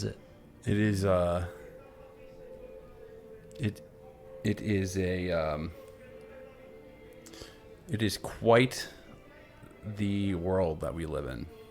Yep. As a side note, and related to this, I heard in Congress recently that the UFO investigations that they were doing, they said that they had some unnamed private company, it's probably Lockheed Martin or like Raytheon or some shit. One of these companies had possession of some spacecraft. So under the Nye Commission report, it seems likely that, this unnamed company would probably try to sell that alien tech to, like, I don't know, Taiwan or something like that, just to egg on a war with China so they can make a profit, which I could see as a totally reasonable outcome, indeed, if they had spaceships. Well, I mean, now we're opening up a different can of worms with that, because now we're talking about the hypotheticals of what U.S. arms industries and, by extension, the U.S. government, or maybe vice versa, would do with alien technology, and how would they? Well, I mean, if there's a track record for it, that is why an would this interesting any conversation different? in itself. Yeah. If there was a UFO that crashed in like Montana and we got or some it. shit, and we were like, oh, well, that was lucky. Like, we have our hands on this. I mean, even if it landed anywhere, we would get it. If it landed in freaking right. Allegedly, one of them landed in Mussolini's Italy, and we got our hands on that through the Vatican. Allegedly, according to the whistleblower. Really? But, all right. So this guy is just fucking nuts, isn't he? He's not, man. There's so many people coming out of the woodworks confirming and corroborating this shit. It sounds maybe I'm just jumping too fast that this guy's a crazy, because that story sounds insane. You know what else they recently did? And this is the last thing I'll say on this. Very recently, somebody leaked, the whistleblower's name is David Grush. They leaked David Grush's medical history, like his medical records, and it came to light that that he was treated for PTSD. And I'm like, all right, well, he was in the Iraq and Afghanistan war, so like obviously, And I think there's like a bunch of angles that you could pursue with this. It's like, either one, they're trying to like discredit him as like credible because he had or has PTSD. That's the one angle. The second angle could be that maybe they're trying to suicide him, and this is just a pretext for it, which, is crazy. Wait, who is this person again? David Grush. You weren't on the episode. You were David Grush, the branch. Grush. Oh, I thought you were saying. I was confused. I thought you were saying David Koresh, the Branch Davidian leader, but like, David Grush. Grush, Grush. I did a whole episode when your kid was born, when I took over for the week. It's only 30 minutes. You should listen to it. It's fucking fascinating. Here's my thing with the UFO stuff. I actually have a very I don't believe it's possible for us to ever interact with another intelligent life form. Like I think the probability of us, an intelligent life form, ever running into us or vice versa is almost you could have that opinion. You could have that opinion, but Henry, I think at this juncture, right now, the question isn't are UFOs real? Everyone at every level of government, in every serious like scientific study, everyone knows that UFOs are indeed real. We're not talking about UFOs. We're talking about alien technology. Right, but where do you think where do you think they came from? Some fucking Chinese university student in his weather balloon. Nah, man. Some of this shit is like breaking physics. Yeah. So they're good at math. Grush very specifically is making the argument and has whistleblowed and testified to Congress multiple times now that indeed the U.S. has retrieved alien non-human spacecraft, and that we've been lying about it, which isn't a stretch if you just assume that he's not lying about the first part. The second part is really not hard to believe, that indeed it presents a present danger that like human beings have died fighting aliens at the hands of these. Yeah. You know who you remind me of? Agent Mulder. Well, see, shit like that. We're talking about the thing that we were talking about before. When you go down the conspiracy route and you smear it, you make it so that you can't have a serious discussion about a potentially serious problem, right? So I just turn you back to that conversation we had about, linking some anti-Semitic crazy hoopla theory to, the U.S. banking involvement in getting us into wars. I'd ask that you critically examine some of the evidence that's being provided and make a judgment based on that rather than whether or not you believe that it's like my gut reaction of thing. Alien conspiracy theories. You're telling me to ignore those? All right. I will do my best to be open-minded, but I understand what you're saying. With another example of kookified conspiracy theories is with 9/11 is the worst. Because there is an incredibly real conspiracy that is very public that you can follow through just news, like the New York Times and watch normal news stories. That guy, what's his name? Vivek, the guy who's running for president on the Republican primary. Oh, Vivek N something. I forget the last name. Starts with an N. I just read Vivek and then I don't even bother pronouncing his last name. Natarajan? Vivek Natarajan. Okay, Vivek Natarajan. He had this Twitter post the other day where he basically kind of outlined a lot of the things that, the failures of intelligence agencies to